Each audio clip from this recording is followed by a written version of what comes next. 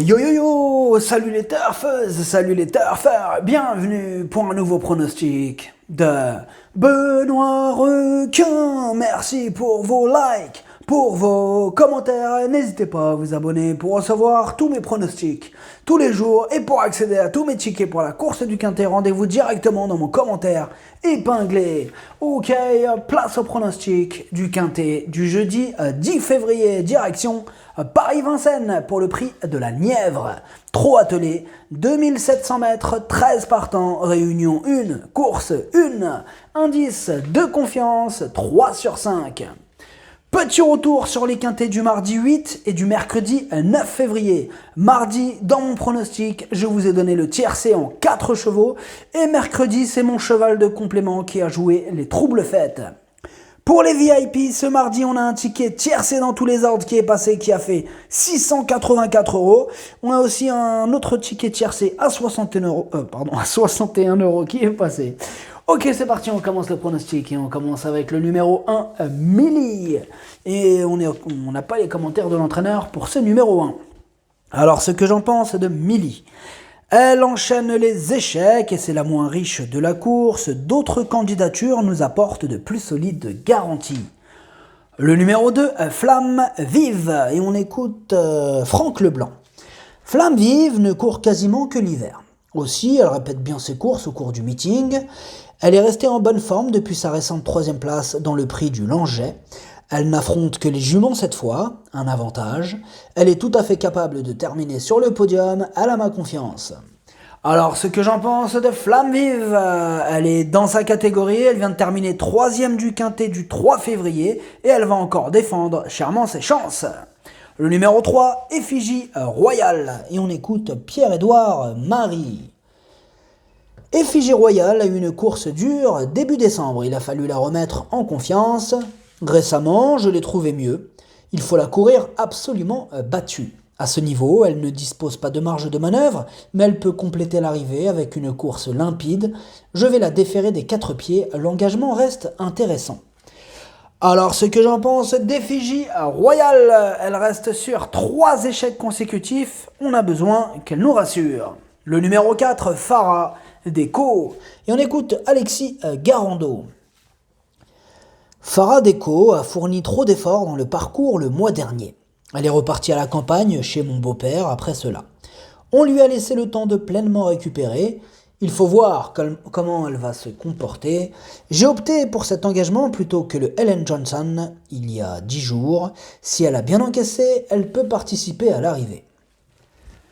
Alors, ce que j'en pense de Farah Déco, son dernier échec comporte des excuses. Avant ça, elle faisait l'arrivée de toutes ses courses. Il y a de la revanche dans l'air.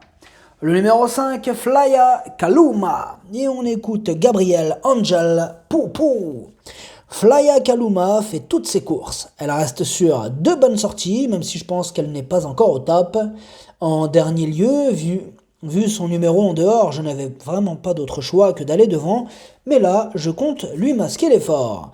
Elle est un peu montée en condition, j'en attends une bonne performance si tout se passe bien. Alors, ce que j'en pense de Flya Kaluma. Ses dernières sorties sont bonnes, elle répète ses courses actuellement, une confirmation est attendue.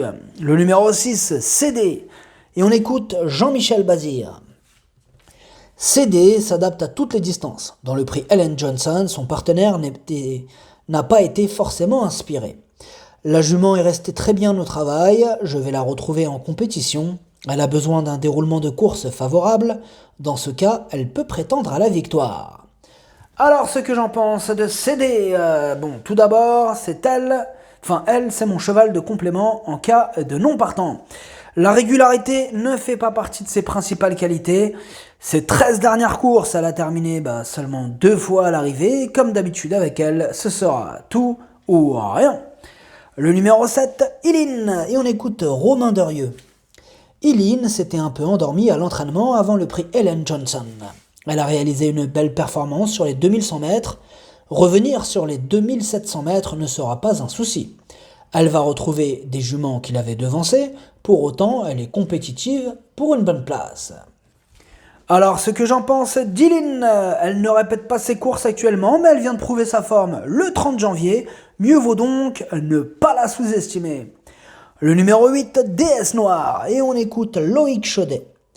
Déesse Noire était moins bien l'été dernier. J'ai mis un peu de temps avant de trouver ce qui la gênait. Elle souffrait d'un postérieur. On l'a réglée et elle a effectué une assez bonne rentrée sans être affûtée. Elle devrait courir en progrès sur cette sortie sans être au mieux encore. Je ne serais pas surpris de la voir accrocher la 5e place. Alors ce que j'en pense de Déesse Noire, ces 7 dernières courses, aucune fois à l'arrivée, d'autres juments passeront en priorité. Le numéro 9, Finn Colin, et on écoute Mathieu Abrivard. Finn Colin est vraiment top en ce moment. Ses dernières prestations sont bonnes. Ici, c'est un bel engagement, uniquement réservé aux femelles. Elle a l'air d'être restée en bonne forme. Une fois de plus, elle est prête à jouer un tout premier rôle. Elle est capable d'aller un peu de l'avant, mais elle est meilleure en attendant. Alors, ce que j'en pense de Finn Colin, elle est dans une forme olympique. Elle a remporté ses 2 dernières courses.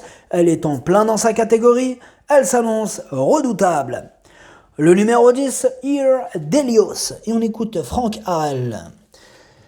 Irdelios avait un mauvais numéro à l'autostart le 16 janvier et n'a pas eu un déroulement de course facile. Du coup, elle n'a pas réussi à conclure à l'arrivée.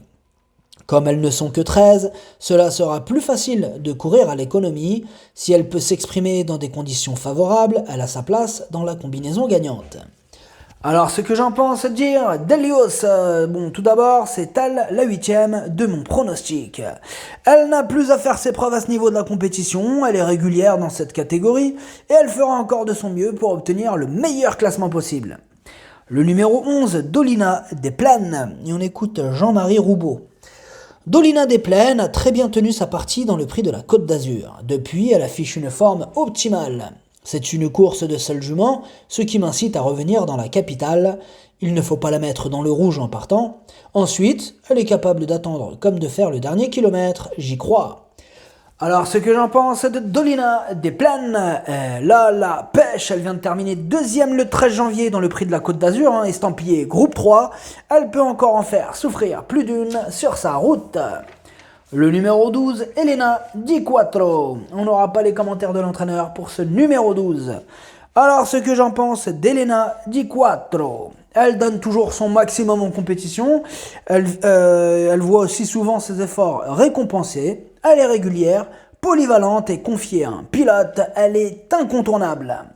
Le numéro 13, Elite de Giel. Et on écoute personne. Ah ouais, j'étais sûr qu'on avait les entraîneurs. Bon, c'est pas grave. J'ai pas les commentaires de l'entraîneur de ce numéro 13. Ok.